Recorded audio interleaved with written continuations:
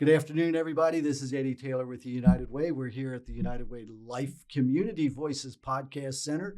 We're back with Gregg Hart. Gregg is with us again for another session. We're gonna pick up on some stuff that we wanted to talk about earlier. Gregg's work on the oil bill here in California, but then we're going to dive in a little more local and talk about food access and housing and the issues we have there and education. And I know, Gregg, from your past and from your parents especially, education is really close to your heart. So, but let's start off with the oil bill. What exactly are we looking at here? Well, last year I had some legislation that would increase the penalties for oil companies that violate the law. The pricing and incentive structure in the state of California is very old and antiquated and hadn't kept pace with the increasing costs of business. And, there are companies that do a good job, that are very concerned about the environmental impact of their operations, who take care of business. And then, unfortunately, there are other folks who are just trying to skate by and take advantage of the situation and really operate their businesses in an unsafe, unrespectful way, and having the penalty structure that makes sure that they are taking care of business and doing things like they ought to be is really important. And so I was proud that the governor signed that bill into law. We now have a penalty structure that reflects the consequences of making a mistake in oil operations that we as taxpayers have to assume. And another space that has been antiquated and not up to date is in regard to idle oil wells. There, wells are in different categories. Sure. There's wells that are actively being worked, that are where oil is being pumped out. There are idle wells that have ceased operation for a particular duration of time. Some of them, as short as a couple of years, some 10, 15 years. And so those are sort of different things that need to be looked at differently.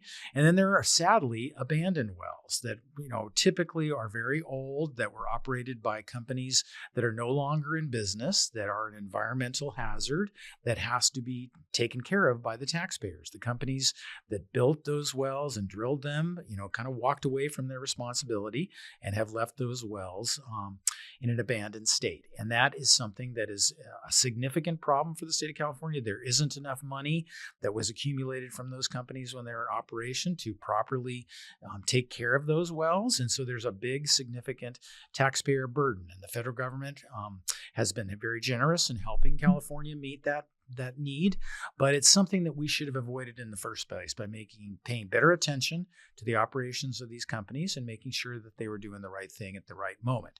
So with idle wells, we have an opportunity to correct that historical wrong and to make sure that the wells that are operated by companies that are in business now, that are idle, don't fall into that abandoned and neglected category. Okay. So what this legislation simply would do is it say over the next 10 years, the companies that operate those wells have to have a plan for properly closing them. And that we're working with the oil industry now to figure out exactly what the timetable will be, what percentage of those wells are going to be done in the next 5 years versus the next 5 years, and all the details. But fundamentally, it's basically saying that if you have an idle oil well, you either need to put it back into production or you have to have a plan to properly close it. Well, thank you for doing that, because, again, some of the stuff that we've talked about so far is just really common sense. I feel that way, and I feel like it's just a matter of responsibility. If you're operating your oil operation and you have been able to take advantage of what essentially is a public good, the oil that's underneath the ground, the state has said folks have a right to operate those leases and take advantage of that public resource.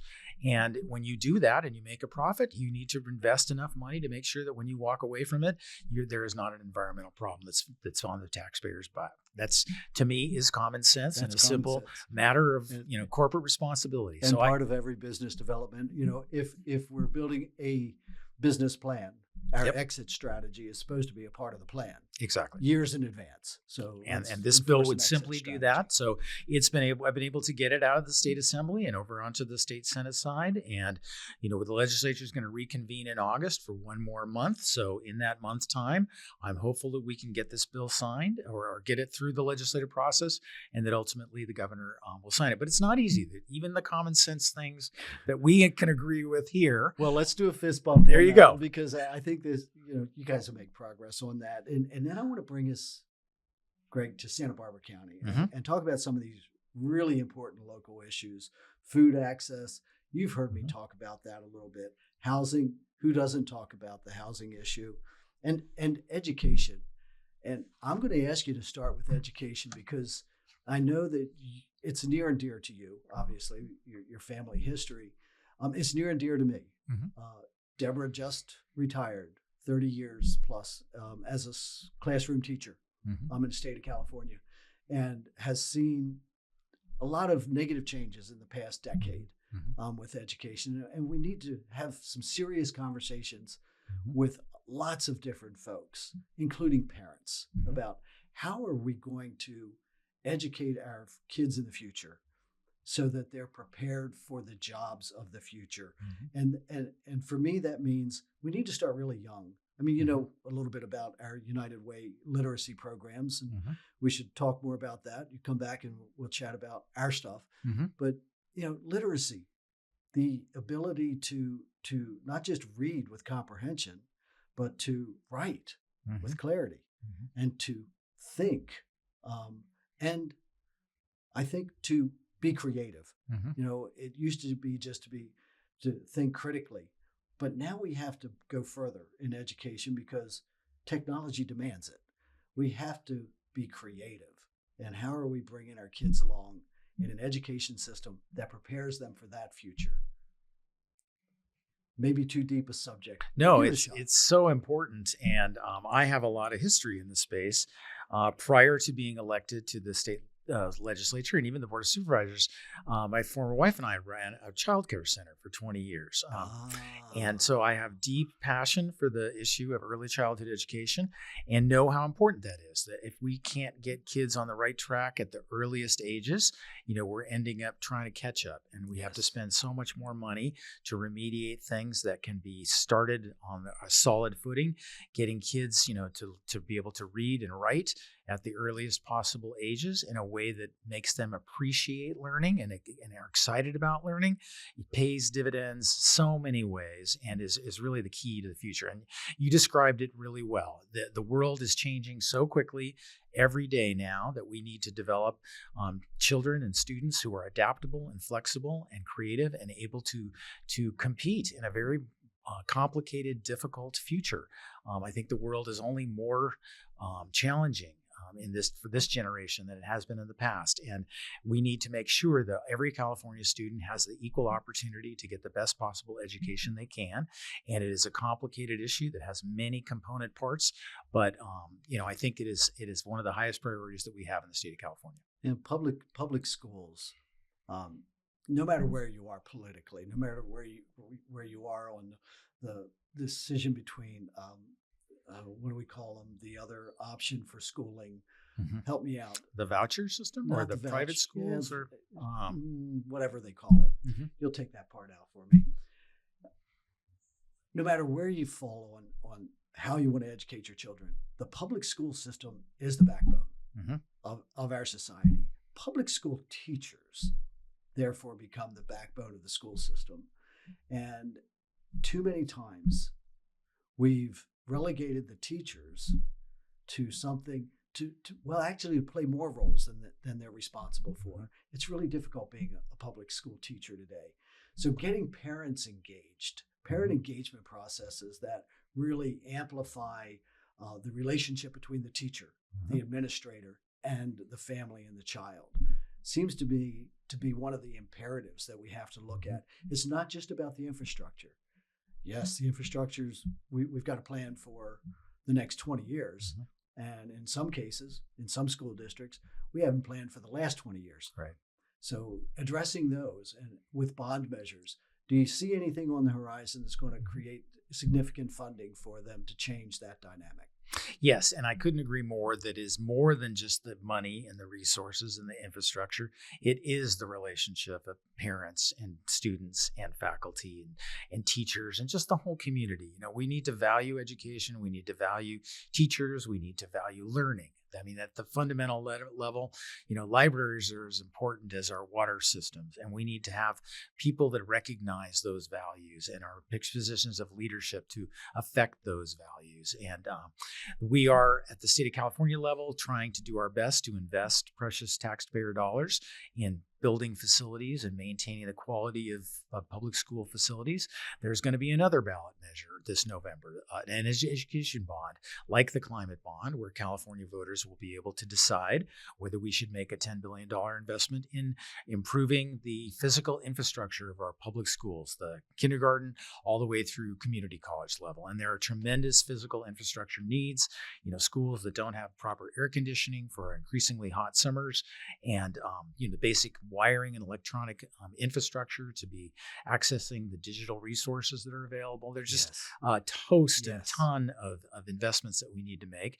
And the state is trying to give that opportunity by having this bond that voters get to decide on. I can encourage voters from my chair.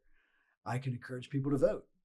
I can also, at least in this case, encourage everyone to vote for that bond.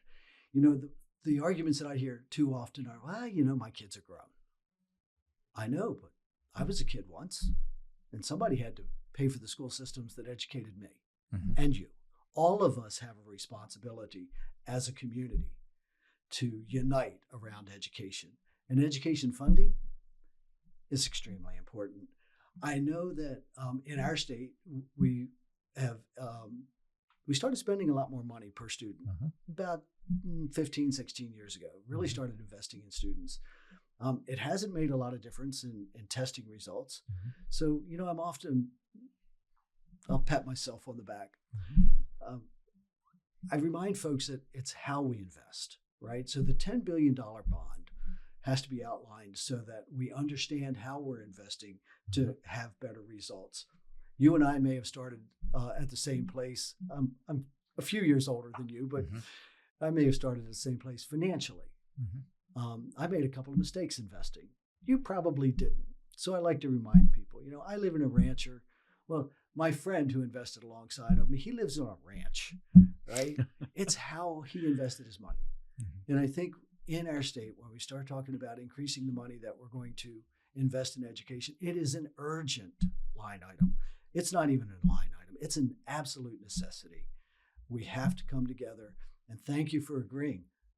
We have to talk to the parents. Parents need to talk to the grandparents. The grandparents may be the ones out there who are saying, yeah, I know, but my kids are grown.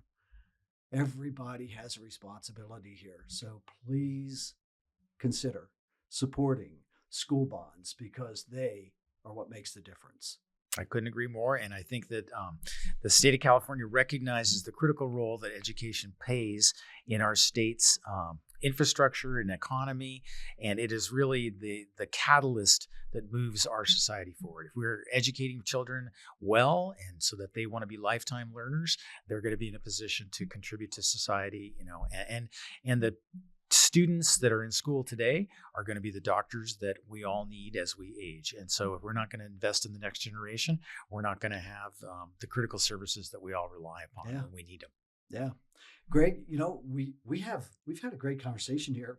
We never really touched on housing or food access. So I think we're going to save that for our next session when you come back to visit us. It's been great chatting with you. I really love these chats. There's so much so about education, but when you come back, we're going to talk about food insecurity and obviously the housing issue for our county. So again, we're joined by Jacob Martin here as our technical advisor. This is Eddie Taylor with the United Way, and this is the United Way podcast, Community Voices with Gregg Hart. Thank you, Greg. Thanks for having me again, Eddie.